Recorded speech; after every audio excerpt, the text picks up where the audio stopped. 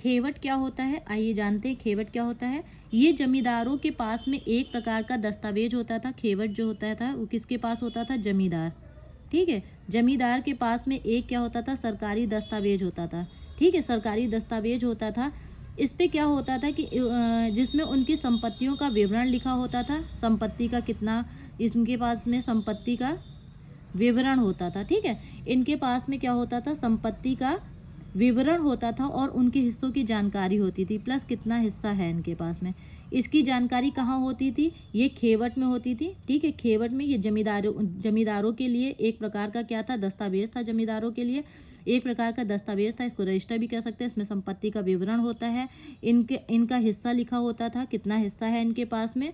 इसी के आधार पे जमींदार जो थे वो किसानों से क्या करते थे, माल गुजारी वसूल करते थे। इसी के आधार पे, यानी कितना संपत्ति है, कितना हिस्सा है, उसी के आधार पे ये क्या करते थे, किसानों से माल गुजारी वसूलते थे, ठीक है, वसूलते थे। जिसमें जमींदार का हिस्सा आना और कौड़ी में लिखा था।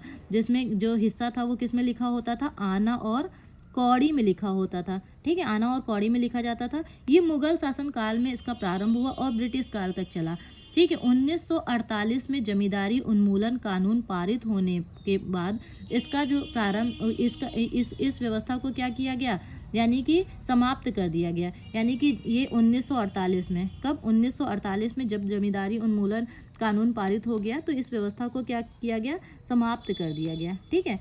अब आइए देखते हैं दरिया बुर्द क्या होता है। देखिए दरिया बुर्द क्या होता है, बहुत ही आसान है। दरिया बुर्द, दरिया का मतलब क्या होता है, नदी, ठीक है, नदी, और बुर्द मीन्स होता है डूब जाना, ठीक है।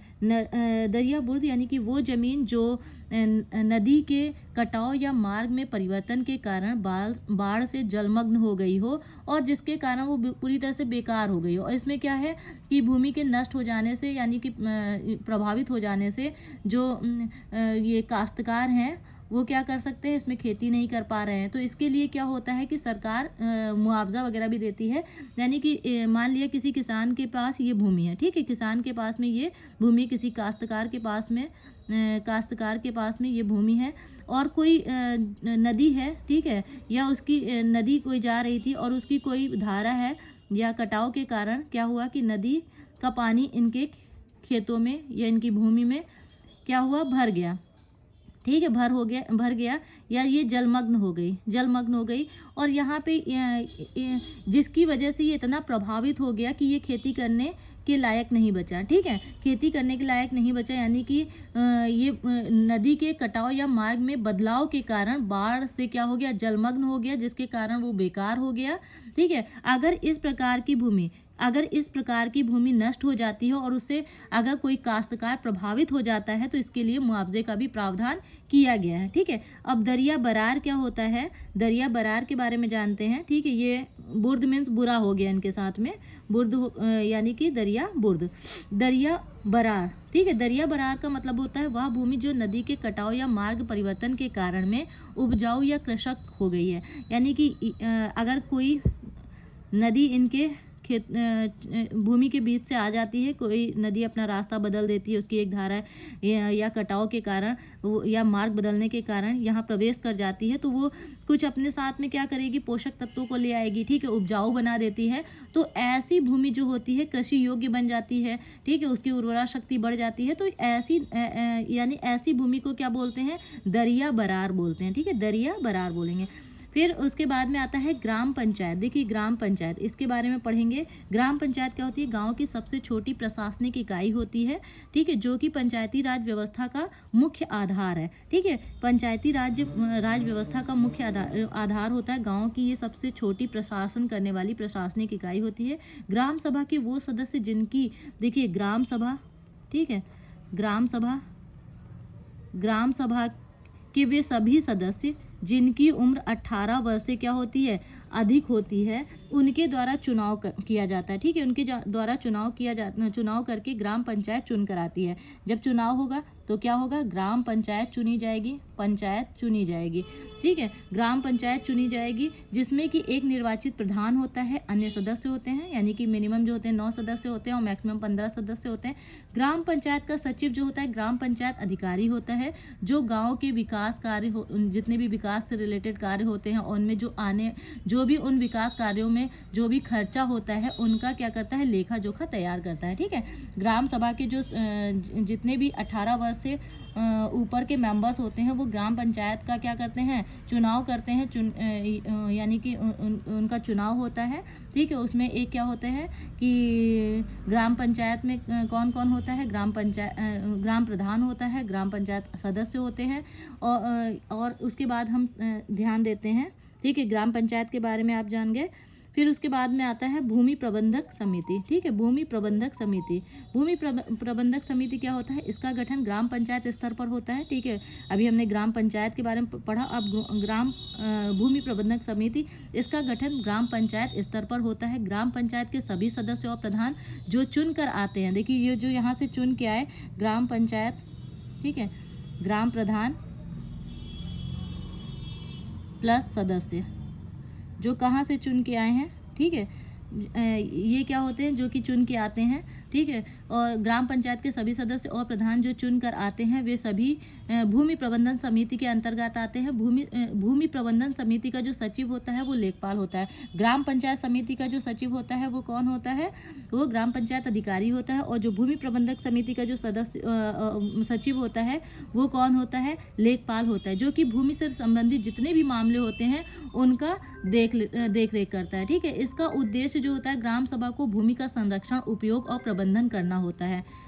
ठीक है, आप जान गए होंगे कि इसके बारे में कि क्या होती है ग्राम पंचायत, क्या होती है भूमि प्रबंधक समिति। अब आइए आगे देखते हैं नजूल जमीन। ठीक है, नजूल जमीन, नजूल भूमि क्या होती है।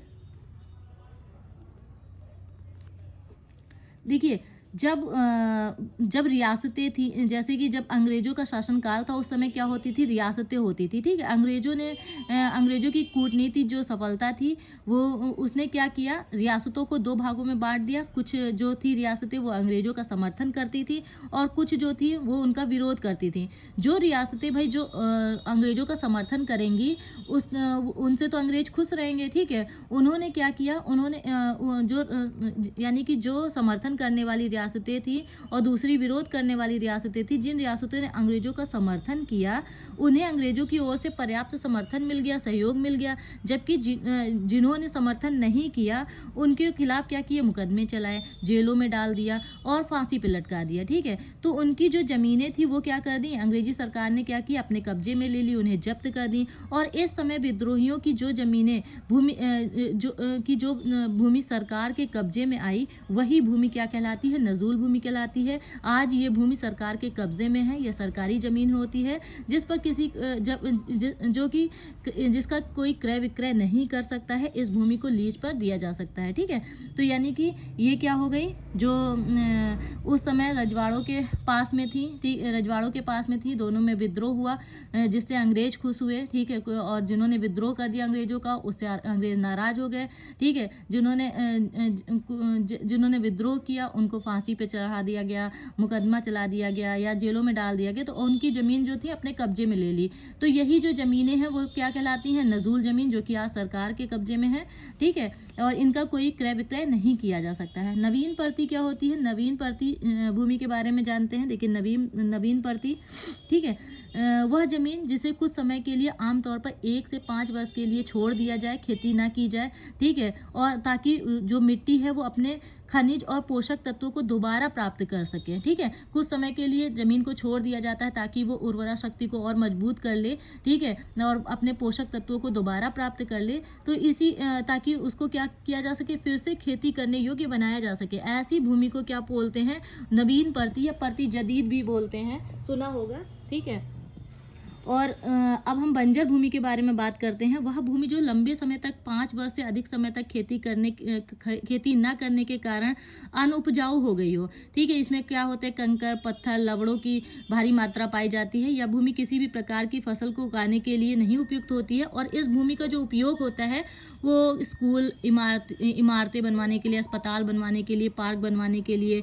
या सोलर प्लांट लगाए जा सकते हैं, शॉपिंग मॉल बनाए जा सकते हैं। तो इस उद्देश्य के लिए ये ज़मीन क्या होती है, यूज़ होती है। अब हम वार्षिक रजिस्टर के बारे में, वार्षिक रजिस्टर के बारे में आप बहुत अच्छा लिख सकते हैं, ठीक है। एक प्रकार का क्या होता है, राजस्व अभिलेखों में वार्षिक रजिस्टर एक महत्वपूर्ण अभिलेख माना जाता है, ठीक है। जो हमारे पास जो भी राजस्व अभिलेख हैं उनमें जो वार्षिक रजिस्टर होता है बहुत ही इम्पोर्टेंट डॉक्यूमेंट, यानी कि ये क्या होता है, रिकॉर्ड्स ऑफ राइट, यानी कि अधिकारों का रिकॉर्ड होता है। वर्तमान समय में अधिकार अभिलेख को खतौनी या वार्षिक रजिस्टर भी कहा जाता है, ठीक है। तो ये आप वार्षिक रजिस्टर में अगर खतौनी के बारे में जानते हैं, उसकी डिटेल चर्चा इसमें कर सकते हैं। ये बड़ा क्वेश्चन भी आ सकता है और एक टिप्पणी की तरह भी क्वेश्चन आ सकता है, तो लिख सकते हैं, ठीक है। माल गुजारी देखते हैं। वह देखिए माल गुजारी, माल गुजारी क्या होती है, ठीक है। माल गुजारी